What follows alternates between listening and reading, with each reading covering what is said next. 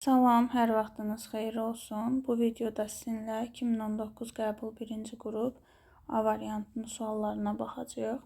Bunun dəqiq A variantı olduğunu bilmirəm. Sadəcə PDF-in adı bu şəkildədir. 2019 qəbul 1A. Yəni, çünki 1-dən başlamayıbdır. Orada suallar 1-2 nömrəsi ilə deyil. 61, 62, 63 belə olmalıdır bildiyim qədərilə. Amma yenə də sualların yeri dəyişə bilər. Kiçik bir verilənlər dəyişə bilər. Ola bilər başqa variantın sualları olsun. Yekunda 2019-un 1-ci qəbulunda və 1-ci qəbuldur bu. 1-ci qrup 1-ci qəbul. May ayındakı. Həmin suallardır. İndi o sualların bir-bir hamısının izahına baxırıq sizinlə. Sizdən xahişim odur ki, əgər hələ də kanala abunə olmamısınızsa, abunə olmağı unutmayın. Dəstəyiniz üçün əvvəlcədən təşəkkür edirəm. Başlayaq suallarımızın izahına. Birinci sual. Düzxətli cərəyanlı naqilin maqnit sahəsinin A nöqtəsində yerləşdirilmiş sərbəst dönə bilən maqnit əqrəbinin vəziyyəti hansı şəkildə düzgün göstərilmişdir? Naqildə cərəyan şəkil müstəvisindən perpendikulyar istiqamətdə bizə doğru yönəlir. Biz bilirik ki, dairəvi cərəyanda demək nöqtə olarsa istiqamət, bu zaman saat əqrəbin əksi istiqamətində olur, saat əqrəbin əksinə dönür. Və bizdə maqnit əqrəbində bilirik ki, maqnit induksiyası S-dən N-ə doğru yönəlir. Yəni, harada olursa S-dən N-ə doğru yönəlir. İndi hər bir halda A nöqtəsindən keçən, sanki A nöqtəsi hara gəlir? Məsələn, A variantına yoxlayaq bura. Bu, deməli, S-dən N-ə doğru yönəlir maqnit əqrəbin daxilində, maqnit əqrəbində maqnit induksiyası. Amma bu nöqtədə saat əqrəbin əksi istiqamətində gedəndə yuxarıya doğru yönəlir. Baxın, saatın əksinə gedirəm, yuxarıya doğru yönəlir. Mən burada saat istiqaməti çəkmişəm deyəsən, hə. Görsüz düz gəlmədi. Burada biz elə eləməliyik ki, elə bir variant seçməliyik ki, ikisi də eyni istiqamət olsun. A nöqtəsində bu yuxarı yönəldi, amma əslində əqrəbə görə belə yönəlməliydi. Bu deməli doğru cavab deyil. B variantı da elə olacaq, doğru olmayacaq. Niyə? Çünki S-dən N-ə bu şəkildə yönəlir. A nöqtəsində yenə yuxarı yönəlir. Burada hər birində A nöqtəsində yuxarı yönəlir. Deməli, biz hansı cavabı tapmalıyıq? S-dən N-ə yönəlməsi üçün bu istiqamətdə S burada, N burada olmalıdır da. Ona görə burada doğru cavab olur D variantı. İkinci sual. Bizə belə bir mail müstəvi verilib. Deyir ki, birinci mail müstəvi üzrə bərabər sürətlə cismi H hündürlüyünə qaldıranda F qüvvəsi tətbiq olunur. İkincidə nə qədər qüvvə tətbiq olunur? Biz bilirik ki, mail müstəvinin qüvvətə qazancı L-in H-a nisbətinə bərabərdir. L-in H-a nisbətinə bərabərdir. Onda yazaram ki, L1-in H-a nisbəti bərabərdir F-ə. İndi bizdə L2-nin H-a nisbətinə baxaq. L2-nin H-a nisbəti, L2-nin yerinə 2L1 bölünsün H yazsam, L1-in də H-a nisbətini F-lə işarə olasam, olacaq 2F. Yəni, doğru cavab olur D variantı. Üçüncü sual. Rəqs konturunda sarğacın induktivliyini 9 dəfə artırdıqda sərbəst rəqslərin tezliyi necə dəyişir? Tezliyin düsturunu yazıram. 1 bölünsün 2pi, kök altında LC. Nü deməli L-dən kök altı tərs asılıdır. C sabit olarkən.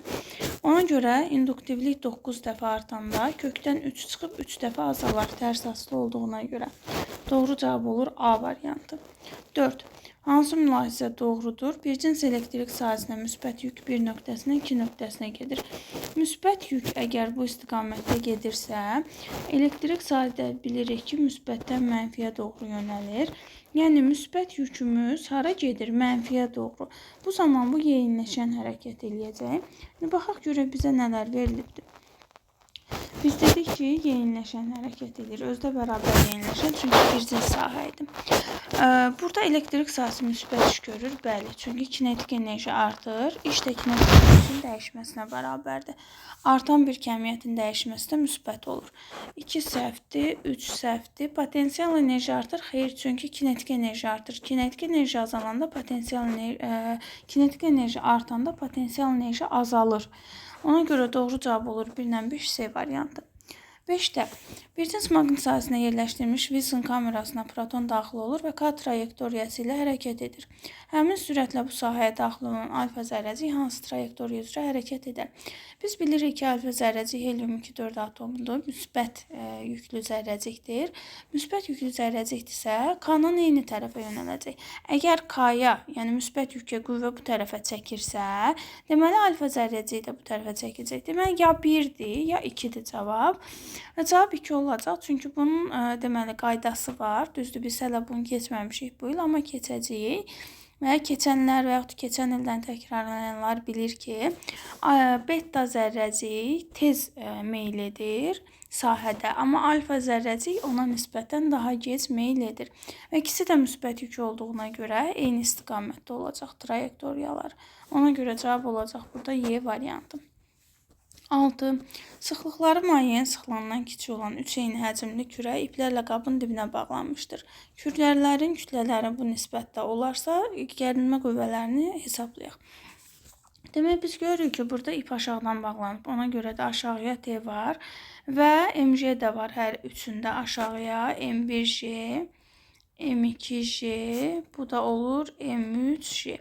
Bəs başqa nə var burada? Gərilmə qüvvələri də aşağıyadır və bunların hər birini yuxarı dartan F Arximed var.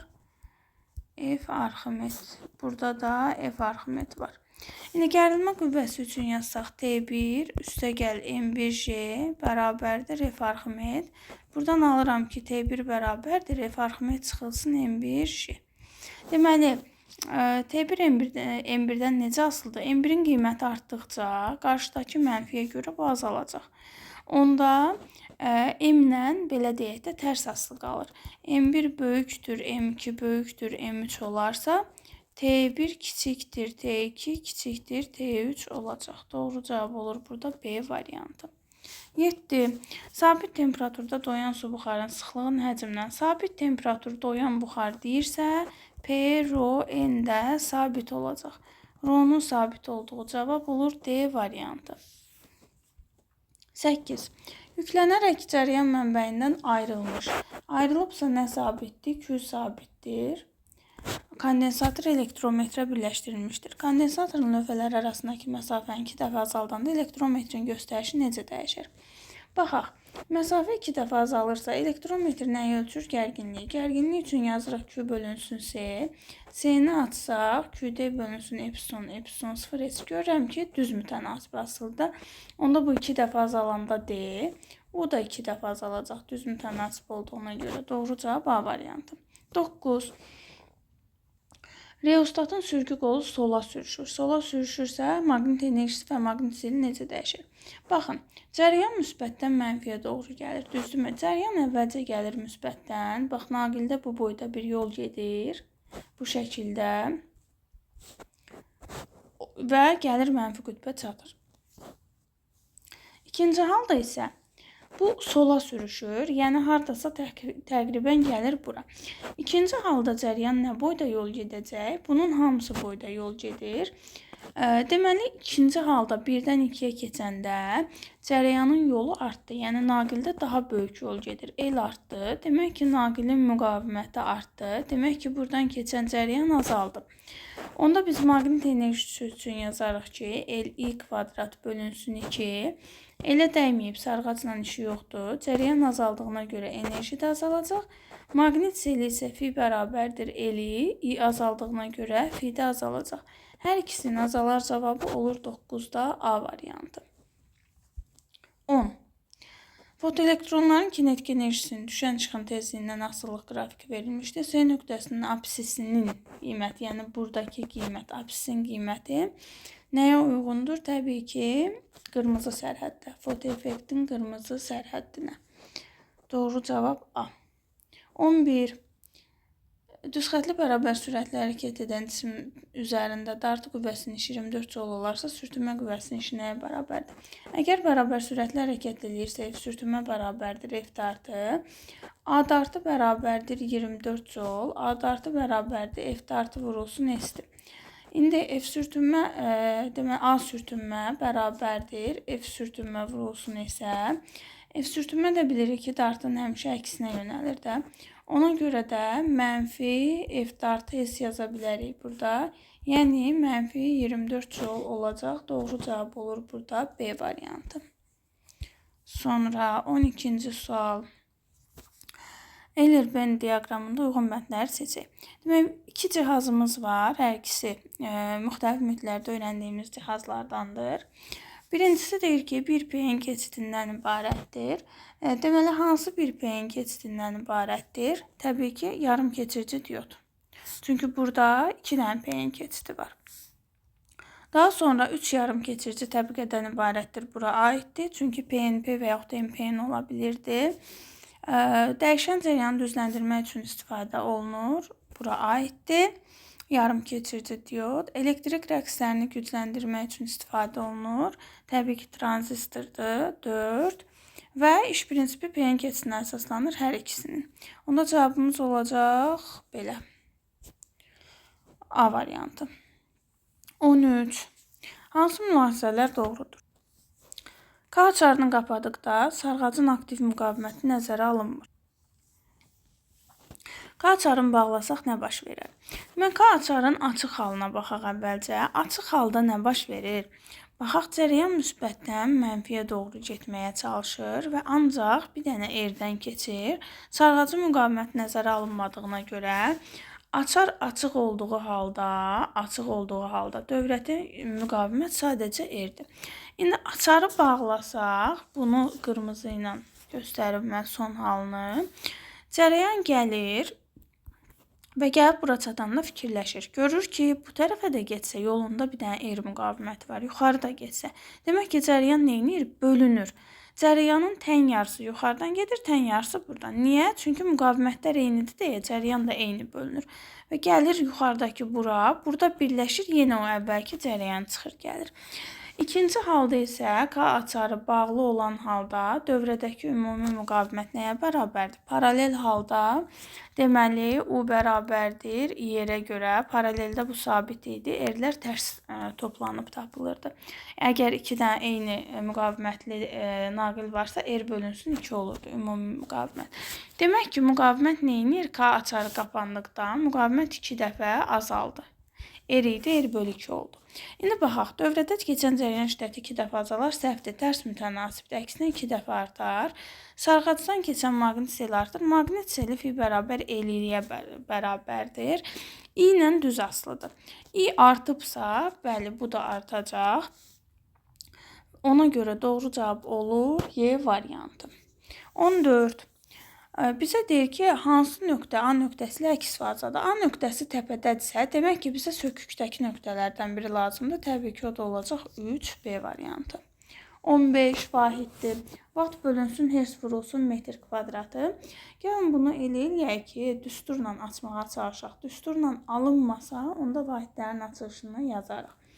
Vaxtın yerinə, vaxt gücdür də bildiyimiz kimi, joule bölünsün, saniyə yaza bilərik. Hertz də 1 bölü saniyədir. Məxrəcdə 1 bölü saniyə çıxacaq yuxarı. Hertzin yerinə yuxarı saniyə yazarıq və burada da metr kvadratı olacaq. Saniyələr ixtisar gedər burada. Nə alınır? Joule bölünsün metr kvadratı. Deməli, biz işi sahəyə böləndə nə alarıq? Əgər bunu belə bilmirsinizsə, biraz da aça bilərik. Joule-un yerinə Newton metr qoya bilərik. Burada da metr kvadrat. O da bərabərdir. Metrlərin də biri gedir. Newton bölünsün metr. Newton bölünsün metr isə sərtliyin vahididir. F bərabərdir KX-a görə. F-i X-a böləndə K-nı verir. K da yayın sərtliyidir. Demək ki, olacaq doğru cavab C variantı. 16. Eyni materialdan hazırlanmış nümunələrin mütləq uzanmaları arasında hansı münasibət doğrudur? Mütləq uzanma delta L. Biz delta L-in düsturunu yazmalıyıq əvvəlcə. Delta L bərabər L çıxılsın L0 düsturu var, amma asıllıq verən düstur bu deyil təbii ki. Biz indi gəlin asıllıq verən düsturunu yazaq. Demək, bunun üçün hansı düsturdan gedərik? Qüvvə olan düsturdan təbii ki.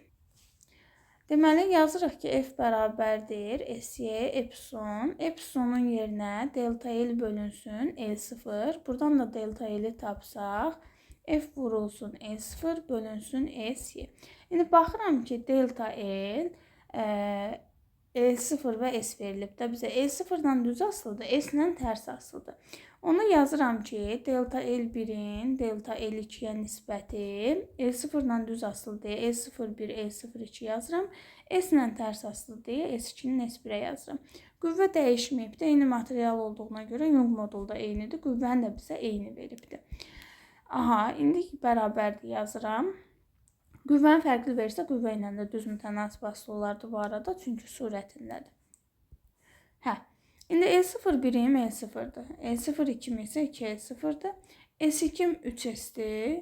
S1-im isə S-dir. Burada ixtisarları aparsaq 3 bölünsün 2 qalır. Və buradan yaza bilərik ki, E01 bölünsün E02 bərabərdir 1,5. Daha doğrusu delta L bölünsün yazmalıydım. Delta L1 bölünsün delta L2. Buradan da delta L1 bərabərdir 1,5 delta L2'ye. Doğru cavabımız olur onda C variantı. 17. 17-də bizə qrafik verib aşağıda uyğun qrafiki seçməliyik. Birinci halda 1-dən 2-yə gedəndə I U-dan düz asılıdırsa nə sabitdir? 1-dən 2-yə R sabitdir.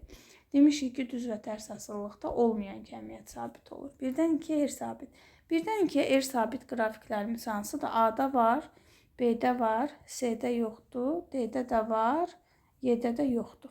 İndi qaldı bu variantlar. Bu variantların arasından seçək. I və U hər ikisi artır.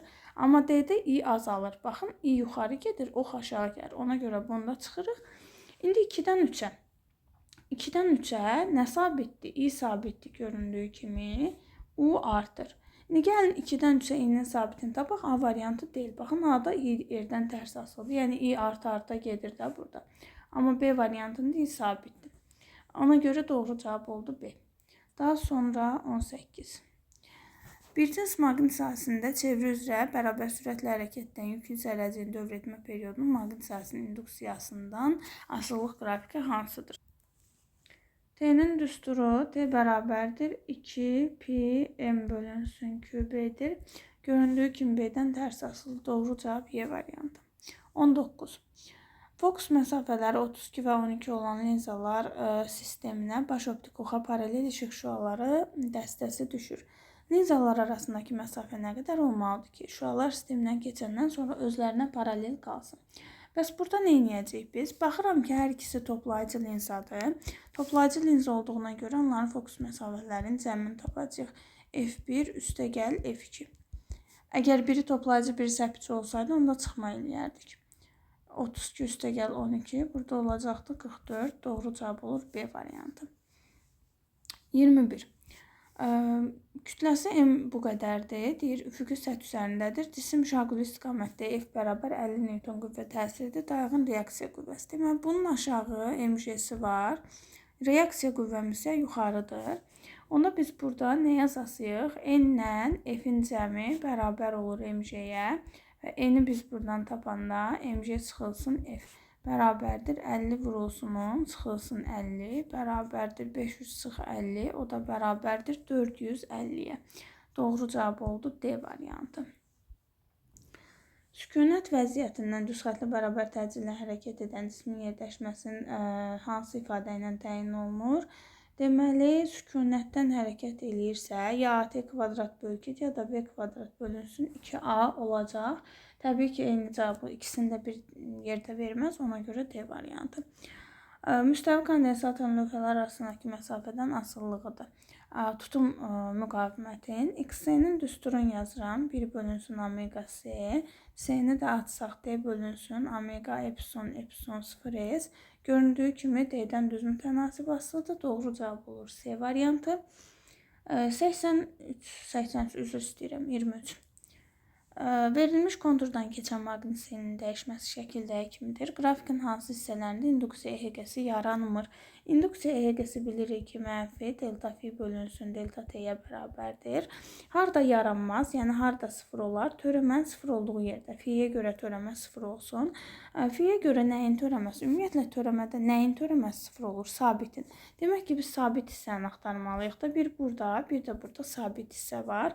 Ona görə də 1 və 3 hissələrində yaranmaz və yaxud da deyə bilərik ki, 0 olar. Demək 23, 24. Sabit temperaturda verilmiş kütləli ideal qazın həcmini 4 dəfə azaltdıqda əvvəlki qiymət son qiymətdən 4 dəfə deməli çox olur və yaxud son qiymət əvvəlki qiymətdən 4 dəfə az olur. Burada yazıram V1 bərabər 4 V2 kəsr alınması deyə belə baxıram. Təzyiq 45 paskal artdı. Yəni P2 bərabərdir P1 üstəgəl 45. İndi bilirik ki, sabit temperaturda T sabit olanda, T bərabər konstant olanda PV böl T konstant olmalıdır. T də burada sabit olanda PV hasili sabit olmalıdır. Hasilin sabit olması üçün biri artanda biri azalmalıdır. Yəni bunlar bir-birindən tərs asılıdır. Ona gedib yazarıq ki, V2-nin V1-ə bərabərdir P1-in P2-yə. V2 qalsın yerində, V1-in yerinə 4V2 yazarıq, bərabərdir. P1 qalır, P2-nin yerinə P1 üstəgəl 45. V2-lər ixtisar gedir. Buradan alınır 4P1 bərabər P1 plus 45. 3P1 bərabərdir 45. P1 bərabərdir 15. Cavab olmalıdır burada 15. 25. Difraksiya qəfəsi üzərinə tezliyi 6/10^14 Hz olan işıq dalğası düşür. Alınan spektrdə maksimumların ən böyük tərtibi 4 olarsa, 1 mm olan ştrixlərin sayını hesablayın. Baxaq. Deməli, düsturu yazaq. D bərabərdir. K vurulsun lambdadır. Buradan biz ən böyük tərtibi 4 olarsa, yəni K-sı 4-dür. D-si 1 mm-dir. Dalğa uzunluğu. Dalğa uzunluğunu əvəz eləyək tezlik və işıq sürəti ilə. K vurulsun. Bilirik ki, S bölünsün nü kimi göstərə bilərik.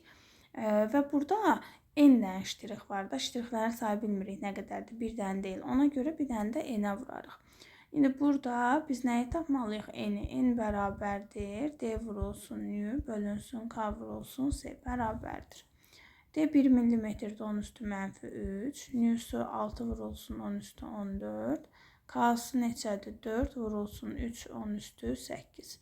Buradan da alınır ki, yuxarıda 10 üstü müsbət 11, aşağıda da 10 üstü 3 aparanda 10 üstü 3 deməli qalır da. 8 gedəndə qalır 2-də 1, yəni 0-10-da 5 vurulsun 10 üstü 3. Bu da eləyir. Cavab 500 olmalıdır. 26. Velosipedçi sürəti 18 km/saat. Yəni bunu mən metrə çevirsəm, nə alınacaqdır?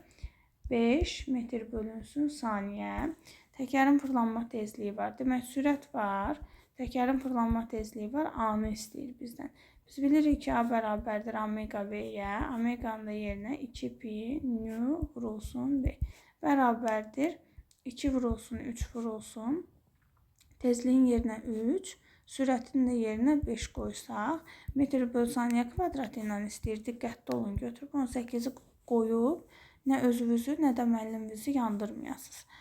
Bu da eləyir, cavab neçə eləyir? 6, 3, 15, yox 18, 6, 6-nın 3, 18, 18-i də 5-ə 90.